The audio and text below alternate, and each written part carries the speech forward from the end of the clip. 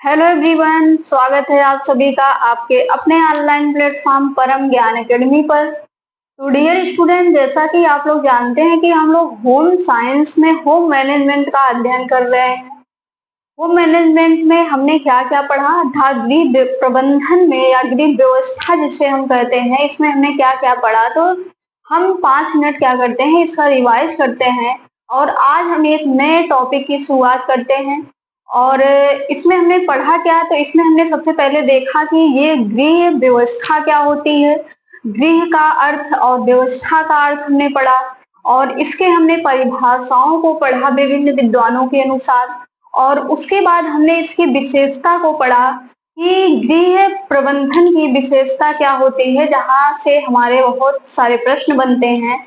और उसके बाद हमने पिछले लेक्चर में ये भी पढ़ा कि पारिवारिक जीवन चक्र की धारणा क्या होती है, जिसे कॉन्सेप्ट हम कहते हैं। तो हमने ये देखा कि विभिन्न विद्वान कैसे कैसे इसका वर्गीकरण किए हैं। और सबसे पहले हमने राउंट्री के अनुसार देखा, फिर हमने विग्लो के अनुसार देखा, फिर हमने ईडन ओपेनहेम के अनुसार देखा। और उसके बाद कितनी इसकी अवस्थाएं होती हैं, कितनी इसकी उप अवस्थाएं होती हैं, हमने इसको जाना।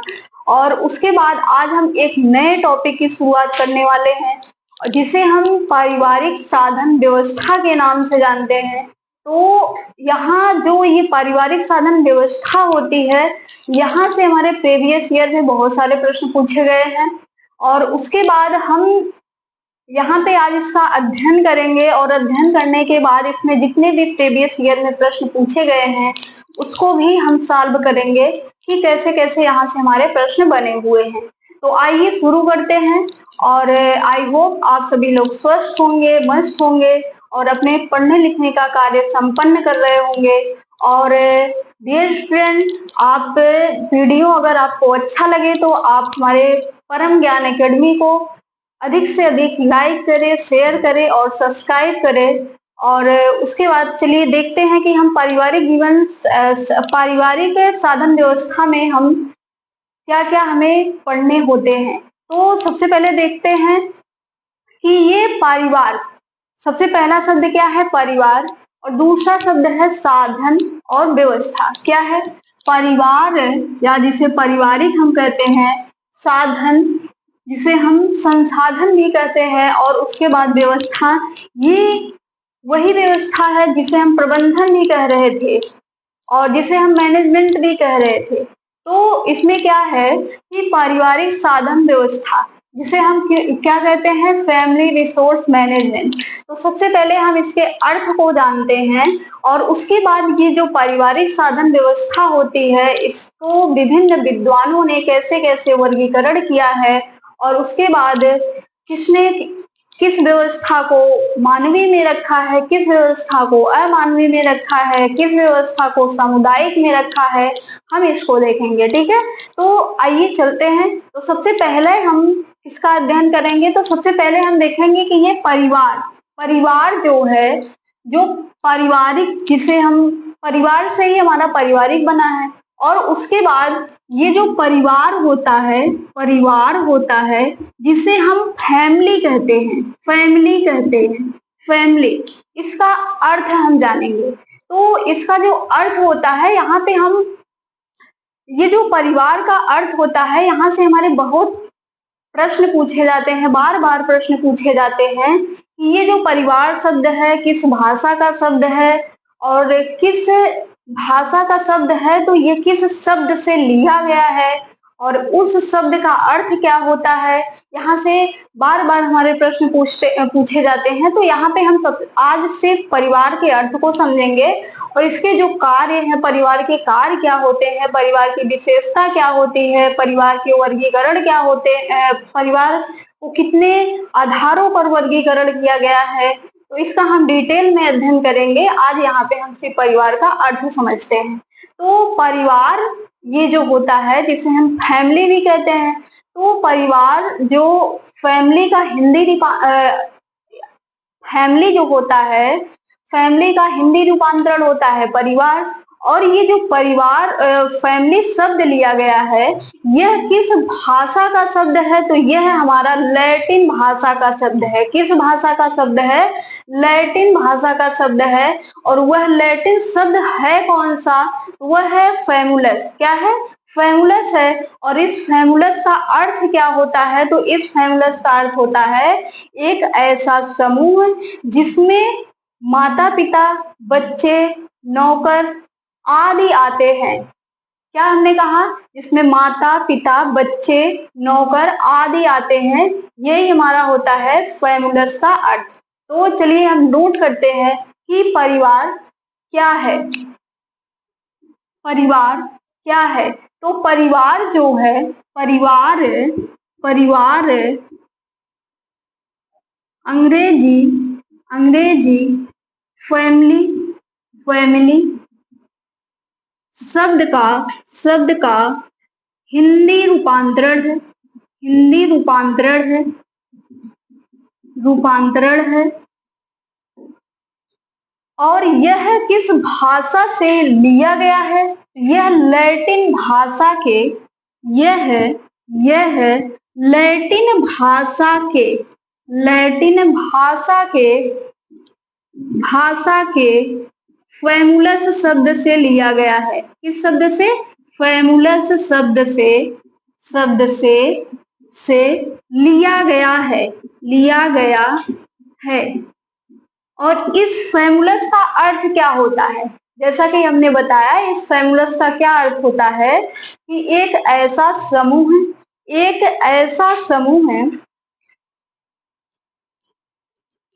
इस फैमुलस का अर्थ क्या होता है? तो इसके अर्थ होता है फैमुलस का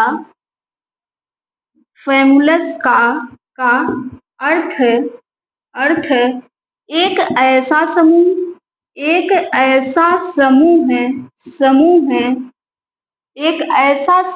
है जिसमें माता पिता, बच्चे, नौकर आदि आते हैं। तो यहाँ पे हम परिवार के कुछ अर्थों को समझेंगे। इसका हमने आपको बताया कि इसका हम एक इस टॉपिक पे हम डिटेल में बात करेंगे कि परिवार का अर्थ क्या होता है, परिवार की परिभाषा क्या होती है, परिवार को कितने आधारों पे वर्गीकरण किया गया है, परिवार के कार्य क्या होते हैं, ये सारी चीजें हम डिटेल में देखेंगे। ठीक, तो ये जो हमने इतना अर्थ बताया, ये हमारा बेहद इंपॉर्टेंट है। यहाँ से बार बार पिछला प्रश्न पत्र आप उठा के देखेंगे तो बार बार यहाँ से प्रश्न पूछा गया है। जिसको हम क्या कर लेंगे? वेरी वेरी इंपॉर्टेंट कर लेंगे। क्या करेंगे? वेरी वेरी इंपॉर्टेंट कर लेंगे। ठीक, कि परिवार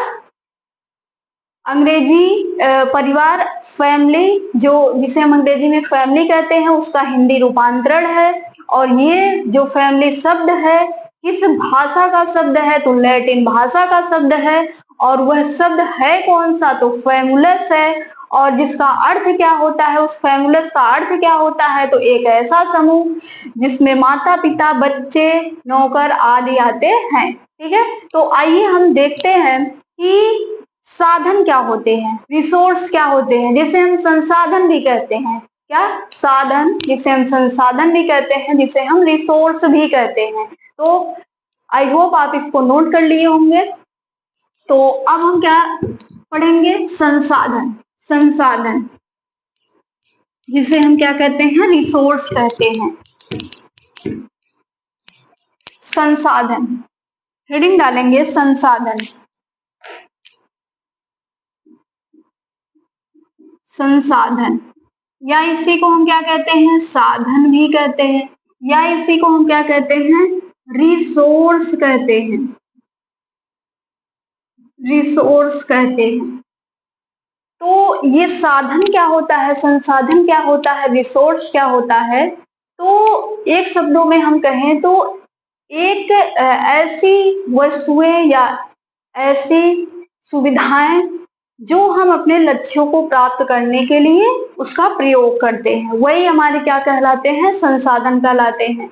तो इतने से काम नहीं बनने वाला है। तो हम किताबी लैंग्वेज में देखेंगे कि संसाधन जो है, ये साधन जो है उसको कैसे बताया गया है। तो साधन जो होते हैं, संसाधन जो होते हैं, वे वस्तुएं होती हैं, वे उपकरण होते हैं, वे सामुदायिक सुविधाएं होती हैं, और वो हमारे प्राकृतिक चीजें होती हैं, और वो निहित गुण होते हैं। निहित गुण का मतलब अंतर्निहित गुण, जिसे हम कह सकते हैं कि जो हमारे अंदर विद्यमान होते हैं, जिनका प्रयोग हम अपने लक्ष्यों को प्राप्त करने के लिए करते हैं। क्या हमने बताया कि वे वस्तुएं, वे उपकरण, वे सामुदायिक सुविधाएं और वे प्राकृतिक चीजें, वो निहित गुण जो हम अपने लक्ष्यों को प्राप्त करने के लिए प्रयोग में लाते हैं, उसी को हम क्या कहते हैं? संसाधन कहते हैं। ठीक है, तो आइए हम नोट करते हैं।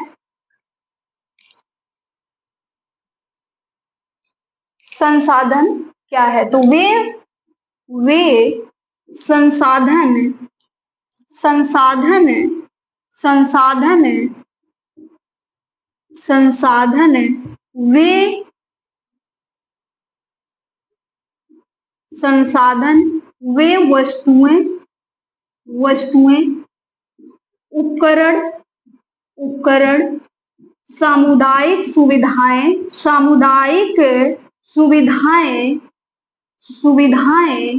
सामुदायिक सुविधाएं, प्राकृतिक चीजें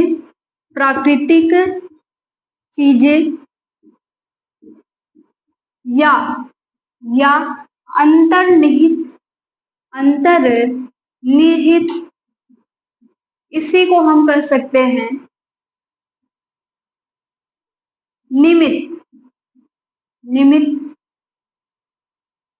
निमित्त गुण, या इसी को हम कह सकते हैं अव्यक्त मतलब जिसको हम व्यक्त नहीं कर सकते हैं।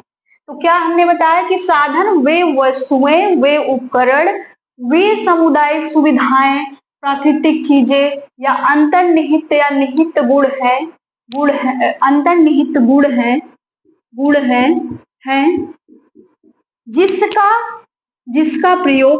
जिसका प्रयोग कर हम अपने लक्ष्यों को प्राप्त करते हैं।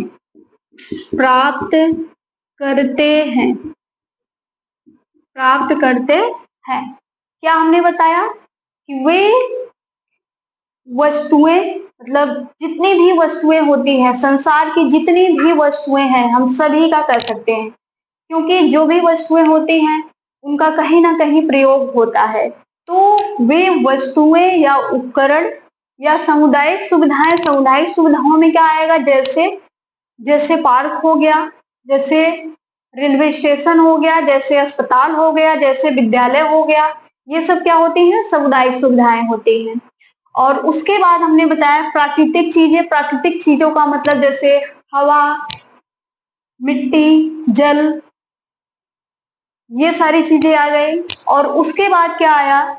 अंतर्निहित गुण या निहित गुण या अव्यक्त गुण भी हमने इसको बताया, मतलब कि जिसे हम ना तो स्पर्श कर सकते हैं, ना तो हम देख सकते हैं, और ना ही हम इसका माप तोल कर सकते हैं, जो व्यक्तियों के अंदर पाया जाता है, ना ही इसे हम बांट भी सकते हैं। तो अंतर्निहित गुण जिसका प्रयोग हम अपने लक्ष्यों को प्राप्त करने के लिए करते हैं, वे क्या कहलाते हैं? तो वे संसाधन कहलाते हैं, रिसोर्स कहलाते हैं। तो आई होप आपको समझ में आया होगा कि संसाधन या साधन क्या होते हैं। अब आता है अगला शब्द, कौन सा है? तो अगला शब्द है व्यवस्था। अगला शब्द कौन सा है? व्यवस्था। तो व्यवस्था को हमने पिछले लेक्चर में डिटेल से देखा है, और उसके बाद हम बताते हैं कि व्यवस्था होता क्या है। तो व्यवस्था जो होता है,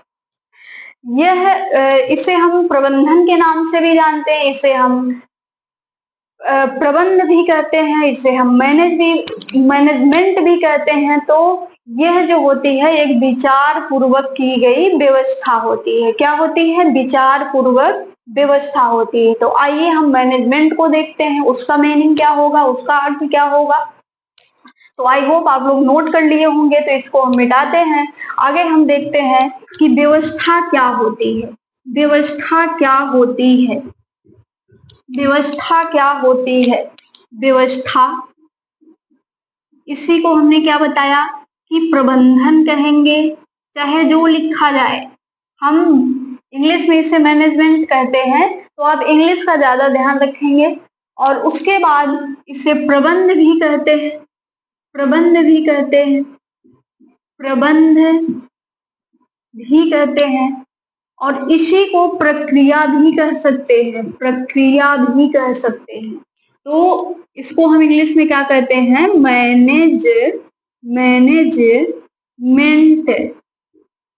तो मैनेजमेंट या प्रबंधन क्या होता है? तो यह विचार पूर्वक की गई व्यवस्था होती है। क्या होती है? विचार पूर्वक की गई व्यवस्था होती है। हमने आपको बताया कि प्रबंधन जो होता है कला भी होता है, विज्ञान भी होता है।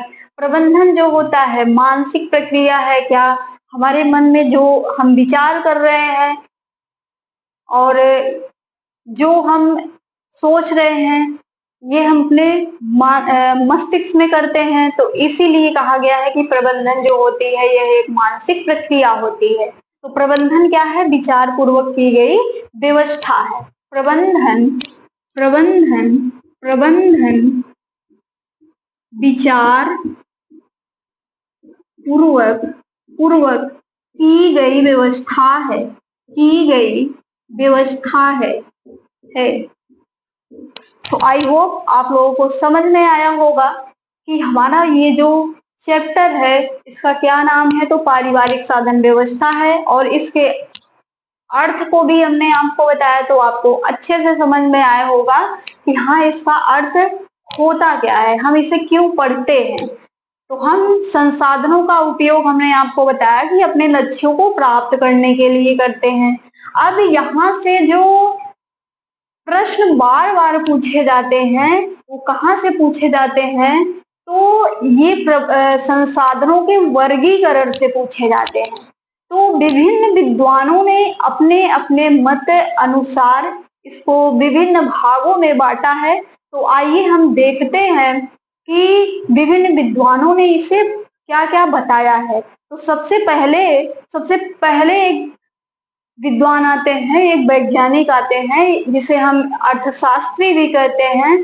तो निकोलियम डार्सी आते हैं। कौन आते हैं? निकोलियम डार्सी। अब हम हेडिंग क्या डालेंगे?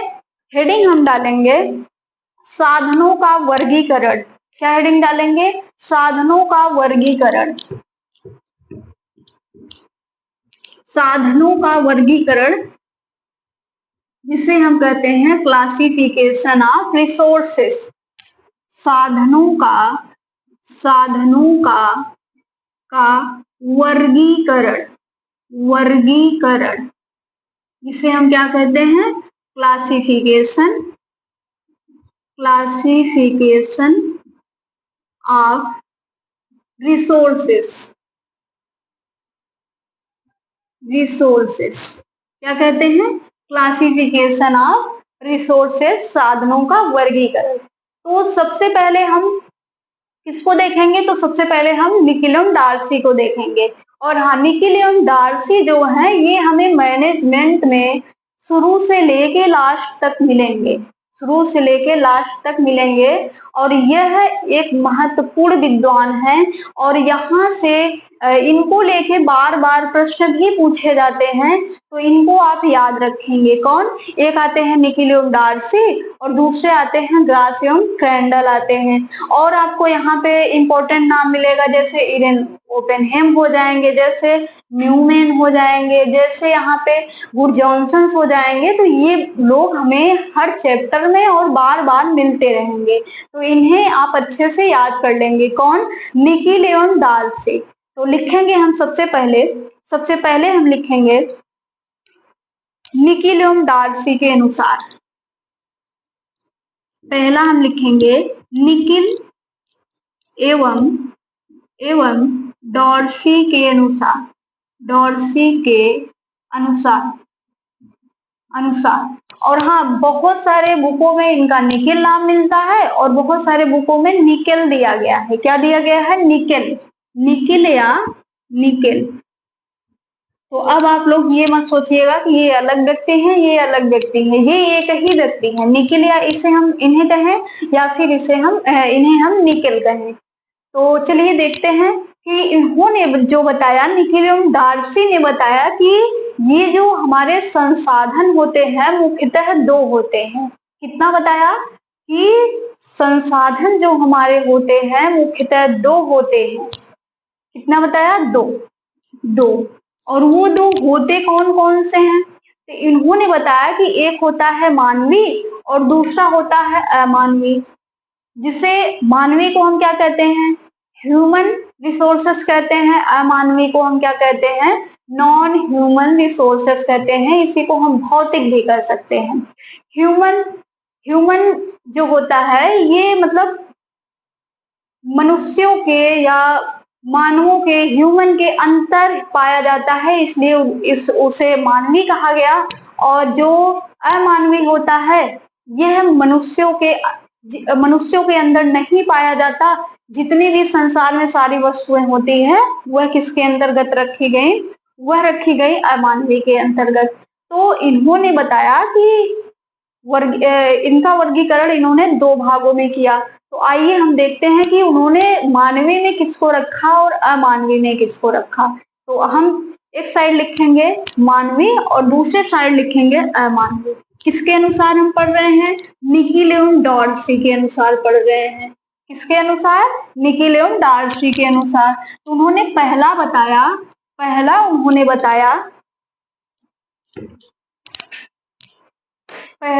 नोट करेंगे। पहला बताया मानवीय साधन जिसे हमने कहा ह्यूमन रिसोर्सेस। और दूसरा इन्होंने क्या बताया? दूसरा इन्होंने बताया अमानवीय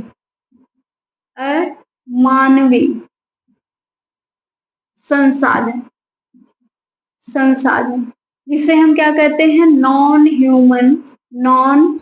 ह्यूमन रिसोर्सेस कहते हैं। नॉन ह्यूमन रिसोर्सेस और ह्यूमन रिसोर्सेस, मानवीय साधन और अमानवीय साधन। तो इन्होंने मानवीय साधन में बताया क्या है? तो हम नोट करेंगे। इन्होंने मानवीय साधन में बताया कि ये जो बुद्धि होती है, ये जो बुद्धि है, ज्ञान है, कौशल है, योग्यता है, रुचियां हैं, ये सब मानव के अंदर पाई जाती हैं, इसलिए इसे हम मानवीय संसाधन कहते हैं। और उसके बाद दूसरा इन्होंने बताया अमानवीय, जैसे धन हो गए, जैसे सामुदायिक सुविधाएं। अभी हमने आपको बताया कि सामुदायिक सुविधाओं के अंतर्गत आता क्या क्या है। तो जैसे पार्क हो गए, जैसे विद्यालय हो गए, जैसे रेलवे स्टेशन हो गए, जैसे रेल गाड़ियां हो गई, जैसे बस हो गए। ये क्या होते हैं? ये सामुदायिक सुविधाएं, मतलब कि जिसे समुदाय प्रयोग में लाते हैं। ये पर्सनल किसी एक व्यक्ति के लिए नहीं होती है, यह पूरे समुदाय, पूरे कम्युनिटी के लिए होती है। और इसी लिए इसे क्या कहा गया? सामुदायिक सुविधाएं कहा गया। तो इन्होंने अमानवीय में क्या रखा? तो अमानवीय में बताया, सबसे पहले हम यहाँ नोट करेंगे कि मानवीय में बताया क्या इन्होंने। मानवीय में इन्होंने बताया कि जैसे बुद्धि हो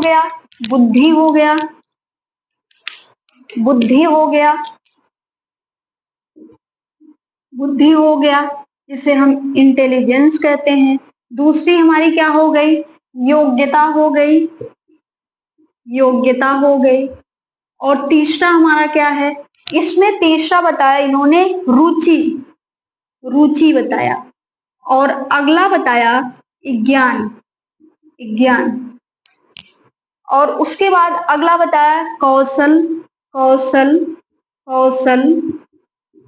शक्ति। और अगला इन्होंने बताया अभिवृत्तियां, जिसे हम एप्टीट्यूड कहते हैं। ठीक, पहला इन्होंने क्या बताया? बुद्धि। दूसरा बताया ज्ञान। और तीसरा बताया, यहाँ पे कोई नंबरिंग का इशू नहीं है, यहाँ हम किसी भी माध्यम से देख सकते हैं।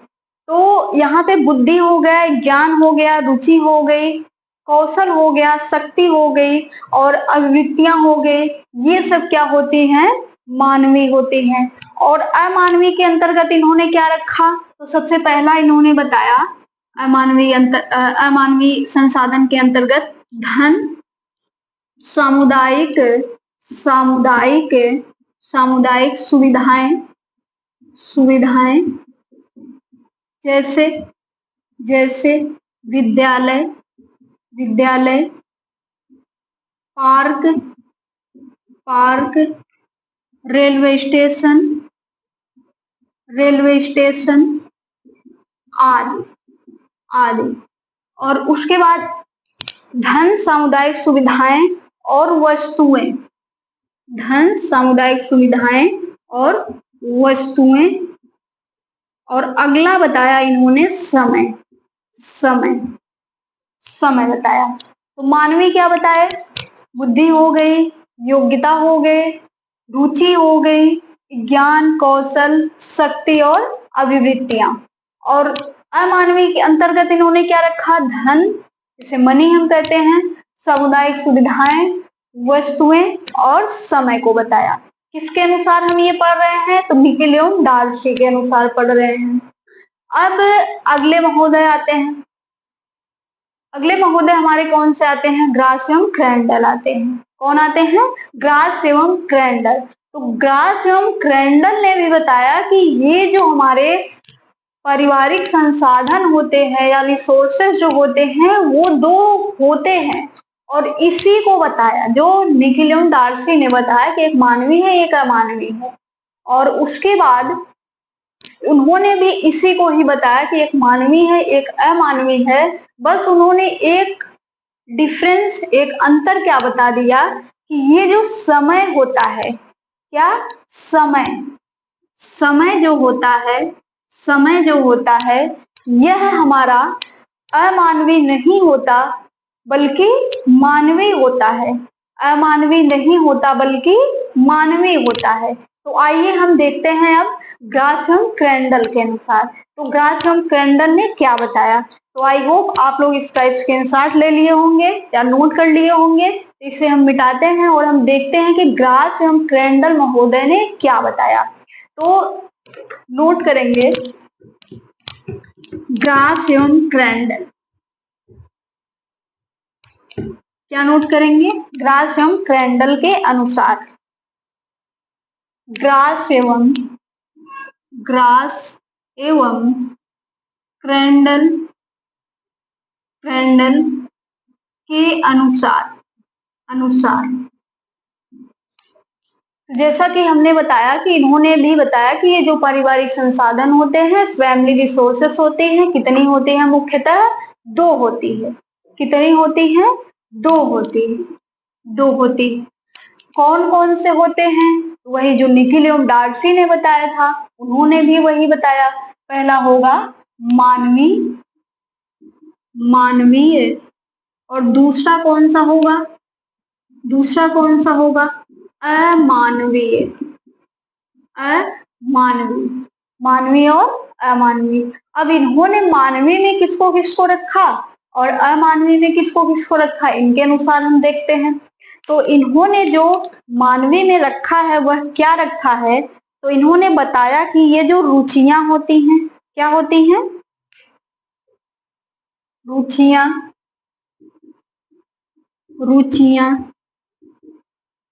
कौशल,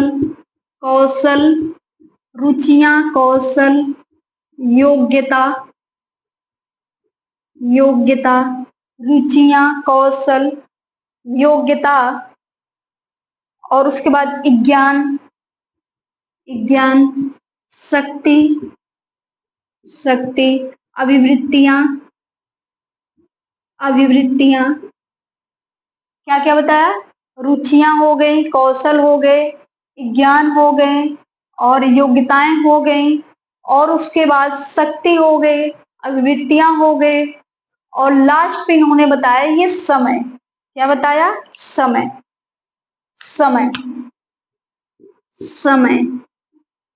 बताया। ये समय जो है ये इंपॉर्टेंट है।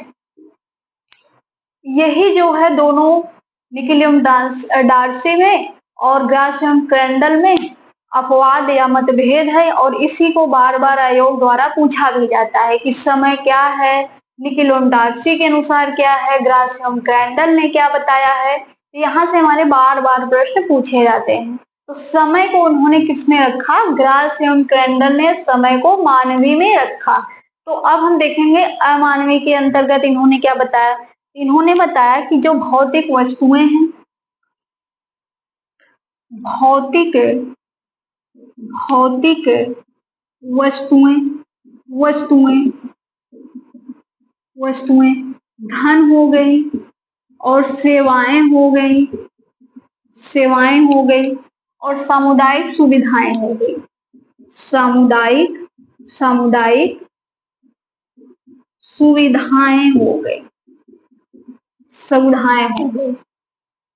तो समय, तो यहाँ हम नोट पॉइंट करके लिख लेंगे, जो निकिलियम डार्सी में ग्रासियम क्रेंडल में मतभेद है और जो बार बार आयोग के द्वारा पूछा भी जाता है। तो हम नोट पॉइंट करके यहाँ पे लिख लेंगे, नोट पॉइंट करके क्या लिखेंगे, नोट। तो यहाँ पे हम लिखते हैं समय समय को ग्रास एवं क्रेंडल ने ग्रास एवं क्रेंडल ने मानवीय बताया है, मानवीय बताया है। क्या बताया है, मानवीय बताया है। अब हम देखते हैं अगला अगला वर्गीकरण किसके अनुसार किया गया। तो अगला वर्गीकरण जो किया गया है होम इकोनॉमिक्स सेमिनार के अनुसार किया गया है। कब किया गया है, तो 1961 में किया गया है। किसके द्वारा किया गया है, तो इंडियाना के द्वारा किया गया है। इंडियाना में फ्रेंच लिक में किया गया है। और उन्होंने क्या बता दिया, तो उन्होंने बता दिया कि ये जो संसाधन होते हैं दो नहीं बल्कि कितने होते हैं, तीन होते हैं। दो नहीं होते हैं बल्कि कितने होते हैं, तीन होते हैं। होम इकोनॉमिक्स सेमिनार, जिसे हम हिंदी में कहेंगे गृह अर्थशास्त्र संगोष्ठी या गोष्ठी, जो हम प्रसार शिक्षा में पढ़ते हैं, या इसी को हम समुदाय भी एक प्रकार से कह सकते हैं, और इसी को हम सेमिनार के नाम से जानते ही हैं। तो अब हम अगला किसके अनुसार पढ़ेंगे, अगला हम पढ़ेंगे होम इकोनॉमिक्स सेमिनार के अनुसार। किसके अनुसार, होम इकोनॉमिक्स सेमिनार के अनुसार। तो आप इसको नोट कर लेंगे और हम पढ़ेंगे होम इकोनॉमिक्स सेमिनार के अनुसार।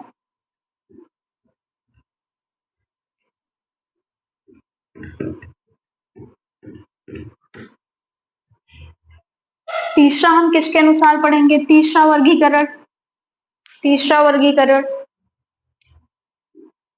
तीसरा वर्गीकरण home home economy economy seminar seminar home economy seminar, जिसे हिंदी में क्या कहेंगे, गृह अर्थशास्त्र गृह अर्थशास्त्र सेमिनार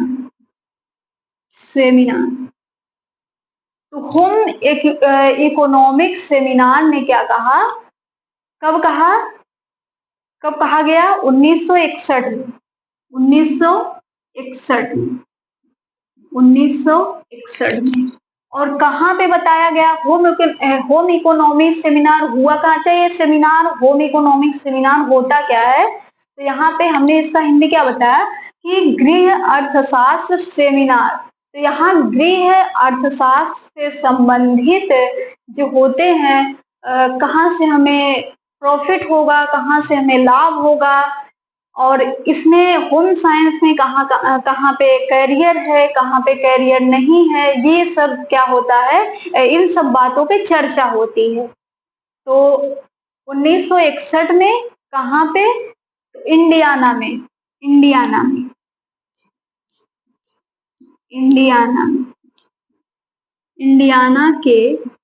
इंडियाना में फ्रेंच लिक में इंडियाना नहीं, ध्यान से देखेंगे, ये इंडिया नहीं इंडियाना है, इंडिया नहीं इंडियाना है।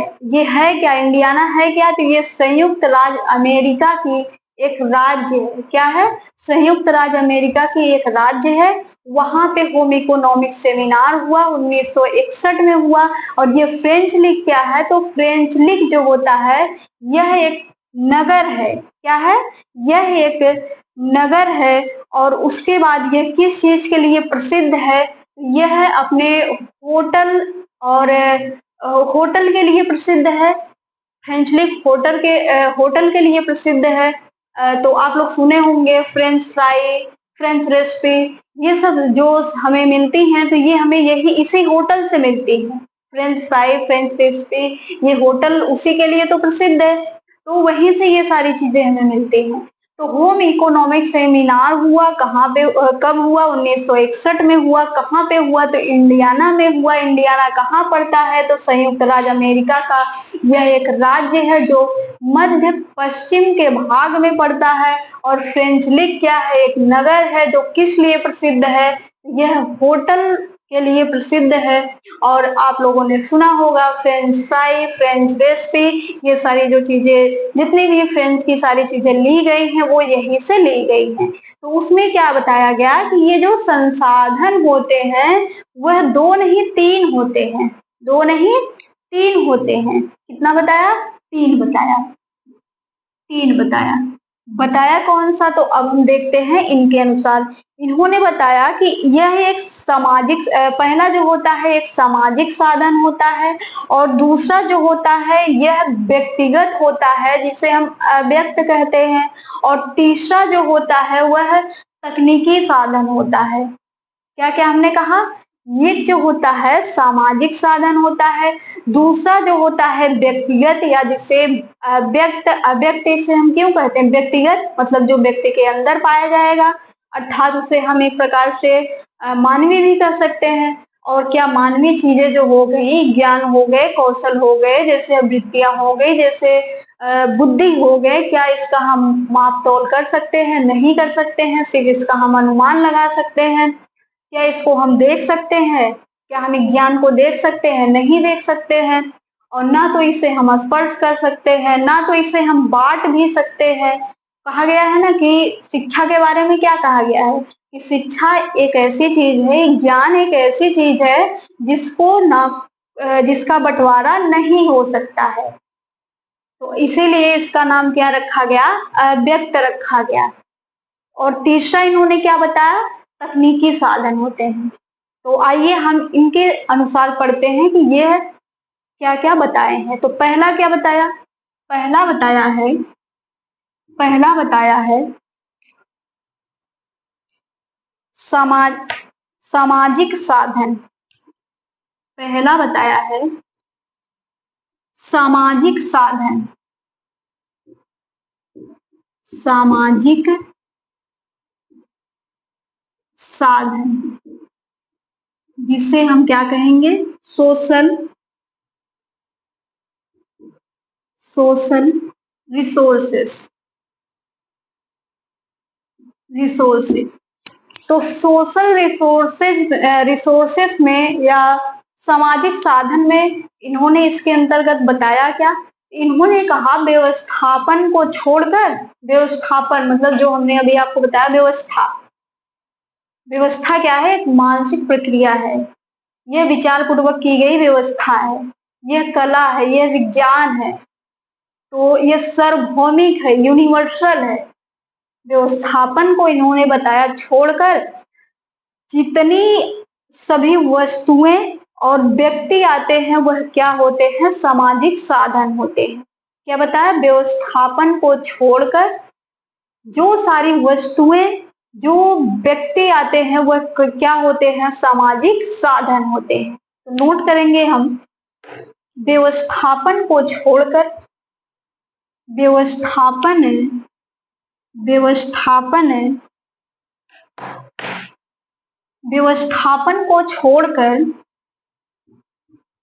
व्यवस्थापन को छोड़कर, छोड़कर सभी वस्तुएं वस्तुएं या व्यक्ति व्यवस्थापन को छोड़कर सभी वस्तुएं या व्यक्ति सामाजिक साधन हैं।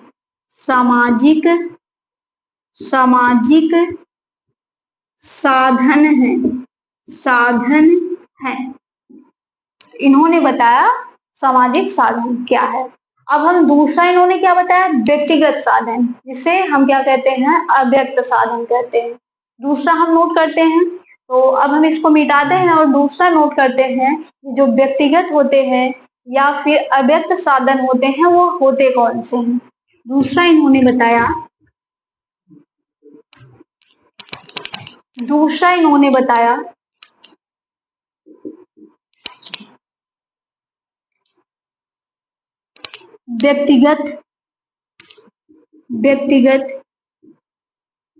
व्यक्तिगत साधन, या इसी को हम कहते हैं अव्यक्त साधन। तो व्यक्तिगत साधन या अव्यक्त साधन होते हैं वह क्या होते हैं, तो यही जो हमारे आवृत्तियां हो गई और हमारी शक्तियां हो गई, हमारी रुचियां हो गई, यही सब हमारे क्या होते हैं, व्यक्तिगत साधन होते हैं। क्या होते हैं, जैसे विश्वास,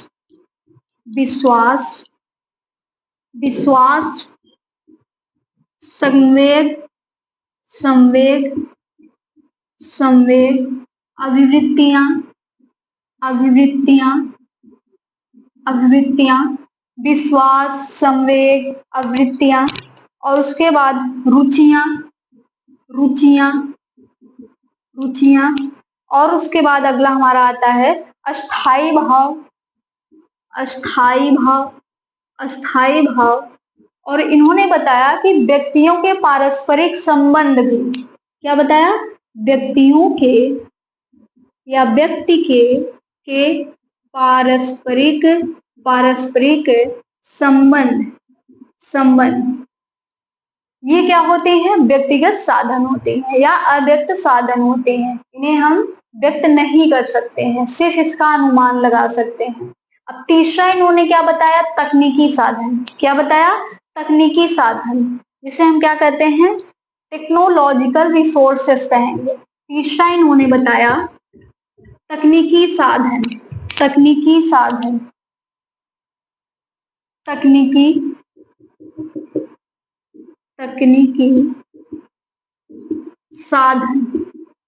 साधन, जिसे हम क्या कहेंगे, टेक्नोलॉजिकल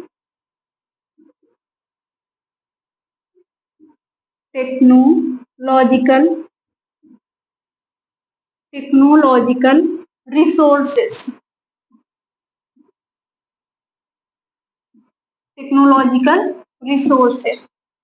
टेक्नोलॉजिकल रिसोर्स में इन्होंने क्या बताया, तो इन्होंने बताया कि वे सभी वस्तुएं, चाहे वो प्राकृतिक हो या मानव निर्मित हो, या इसे हम कह सकते हैं कृत्रिम हो या संश्लेषित हो, वे सभी वस्तुएं, चाहे वो प्राकृतिक हो चाहे वो मानव निर्मित हो, वह क्या होते हैं, वह हमारे तकनीकी संसाधन होते हैं।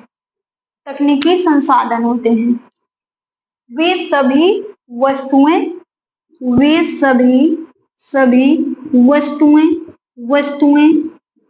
चाहे वह प्राकृतिक हो, चाहे वह प्राकृतिक हो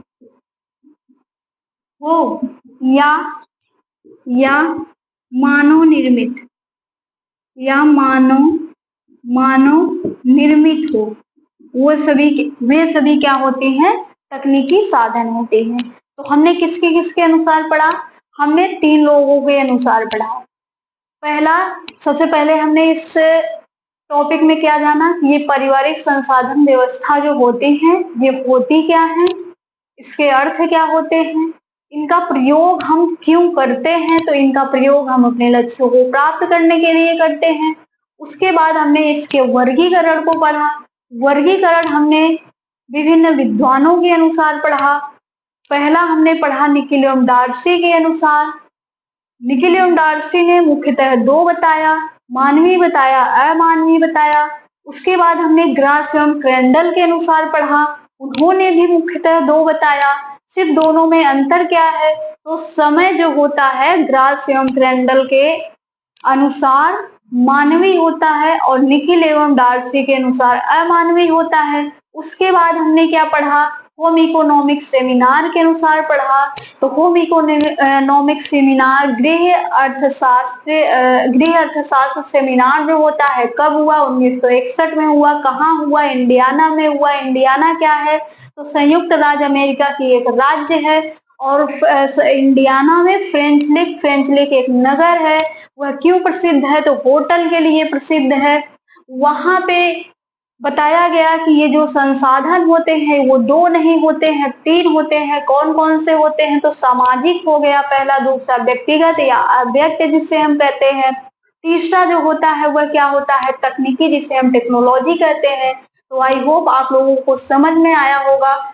तो आगे हम पढ़ेंगे कि इसको हम अध्ययन की सुविधा के अनुसार हम इसे कितने भागों में बांटे हैं, तो कौन कौन से हैं आगे हम ये देखेंगे। और दोस्तों साथियों हम यहीं पे क्या करते हैं? अपने वाणी को विराम देते हैं। आई होप आप लोगों को अच्छा लगा होगा और अच्छे से समझ में आया होगा। तो आप लोग वीडियो को ज्यादा से ज्यादा अपने परम ज्ञान एकेडमी को लाइक करें, सब्सक्राइब करें और शेयर करें। जय हिंद।